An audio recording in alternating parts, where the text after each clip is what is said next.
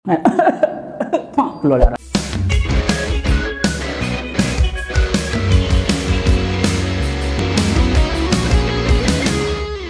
Hari ini saya Dr. Haris Norman dari Klinik Tua nak menceritakan tentang satu, iaitu kanser. Okey, kanker bahasa Indonesianya kanker. Kanser, apa itu kanser? Okey, pertama sekali saya cerita Okey, kanser. Kanser adalah keadaan di mana satu sel ni tiba-tiba dia bertukar. Yang jahat lah. Okey, saya beritahu awal, salah satu simptomnya adalah turun berat badan tau untuk kanser. Apa kanser? Kanser paling biasa, kanser payudara, breast cancer. Okey, apa itu breast cancer? Okey, kanser breast cancer adalah satu kanser yang berlaku pada di kalangan wanita. Kanser ni adalah nombor satu pembunuh. Kalau saya bukan wanita, doktor, boleh tak saya mati sebab breast cancer? Boleh. Kanser breast boleh berlaku di lelaki ataupun perempuan. Kenapa berlaku breast cancer, doktor? So, breast cancer ni banyak sebab berlaku. Tapi paling famous disebabkan oleh genetik. CA ni adalah satu mutasi ataupun kecacatan pada sel. Maksudnya chances kita dapat kanser lebih 80%. Breast cancer ni macam mana nak detect? Nak tahu tak? Budak 12 tahun pun ada dapat kanser. Rasa adalah ketulan pada payudara. So, kadang-kadang benda ni kita boleh rawat, panjangkan umur, maksudnya kita boleh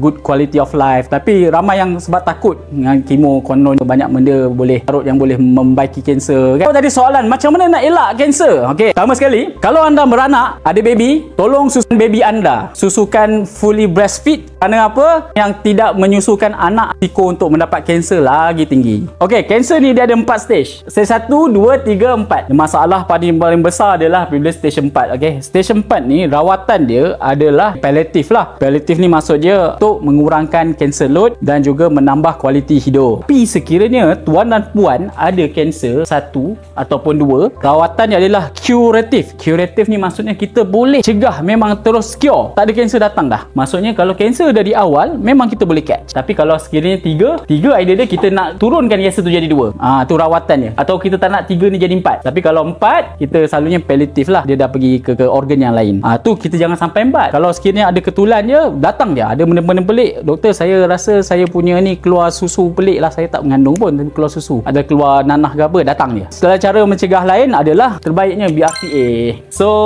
breast cancer punya rawatan lah. Bukan rawatan, dia punya manifestasi. Kalau rawatannya senang lah. Selalunya mastektomi, dia buang. Dan juga kalau perlu, dia perlu kemoterapi. So, berkongsi sikit kisah-kisah kanser yang pernah saya jumpa. Ada seorang pesakit saya lah. Ketika itu dia mengandung. Selalunya mengandung ni dia akan ada masalah pada breast lah. Contohnya dia rasa sakit. Tapi dia ni ada ketulan pada breast. Umur dia 20, 26, 24 yang tu lah. Awal 20 lah. Awal 20 tahun. So, bila dia datang pada kita, dia buat scan. Kita tak sangka. Kita ingat susu lah kan. Kita buat scan. Kita check, rupanya benda tu kanser. Confirmkan kanser. Ketika tu beliau 20 minggu tak salah saya.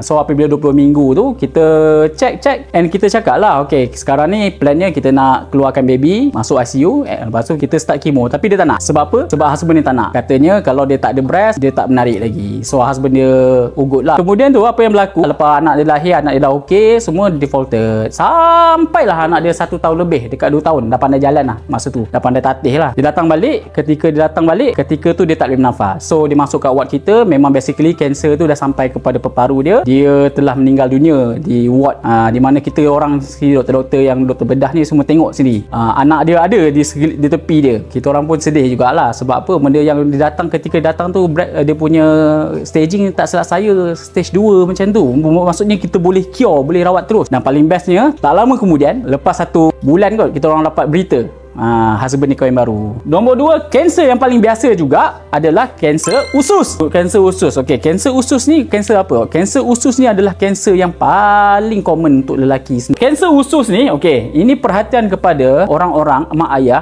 orang yang umur 40 tahun dan ke atas, 45 tahun ke atas, lelaki yang mempunyai sejarah yang besar, yang sejarah yang common untuk kanser. So, kanser usus ni apa simptom dia? Pertama sekali, kalau anda ada berak berdarah, umur 40 tahun, dia sama ada hemorrhoid atau otherwise lah. Otherwise ni kita takut kanser lah. The gold standard untuk orang yang berak berdarah ataupun the gold standard untuk orang yang berak sekejap kering, sekejap cair, sekejap kering, orang panggil altered. Mula dia berak keras, tiba-tiba berak cair, tiba-tiba betul keras balik 2 minggu. So, benda ni adalah typical orang yang ada masalah kanser. Kita buat kolonoskop. Kolonoskop tu apa? Doktor taruh kamera dalam lubang dubur. So, dapat dia benda tu, let's say dia ada polip kan. Polip ni ketulan macam ni. Kalau nak check, katalah kita tak ada simptom, tapi nak check kan, takut takut mak ayah kita tiba-tiba aku takut ayahku turun berat badan ke apa kan. Dia ada satu test ni, nama dia blood test ni, namanya CEA. Kalau kita check CEA, selalunya dia punya ada value dia lah 80 ke macam tu. Tapi kalau sekiranya 80 tu tiba baca jadi 40,000. Ni ada kajian mengatakan orang banyak makan daging dia akan increase chances untuk dapat kanser usus. Kalau ikutkan statistik yang saya baca lah, kita nombor 2 paling banyak telan mikroplastik dalam dunia. Kita banyak mikroplastik ni dari mana tau? Daripada makanan yang kita bakar dalam microwave. Kita sambung yang nombor 3, iaitu kanser peparu. Peparu ni boleh saya katakan 90%, 90% orang yang ada kanser peparu disebabkan ada association dengan merokok ataupun vape. Dia boleh dapat kanser. Macam mana dapat kanser? Sama sekali dengan vape ataupun dia sebab merokok lah. So apabila dia merokok, peparu ni dia melalui chronic inflammation, keradangan yang berterusan, sampai tu masa dia rasa, aku nak tukar jadi kanser lah. So dia tukar kanser, jadilah peparu. Apa simptom dia? Untuk anda yang berumur 25 tahun dan ke atas, maksudnya batuk tak settle 3 bulan, 4 bulan, ataupun tiba-tiba batuk, keluar darah. Keluar darah. So apabila peparu ni, rawatan dia apa? Samalah konsep ni, rawatan buang sel kanser, lepas tu kemoterapi. Peparu ni, sel kanser kan, untuk peparu dia ada 2 tau biasanya. Satu adalah small cell carcinoma dan satu lagi adalah non small cell carcinoma. 85% of small cell peparu disebabkan small cell carcinoma. Yang keempat adalah kanser cervix. Cervical sebenarnya dalam badan kita ada 2 tempat. Pertama yang kita tahulah cervical pada rahim, pangkal rahim. Yang kedua, cervical adalah pada tulang belakang. Dia ada satu tulang kat belakang ni, orang panggil dia cervical.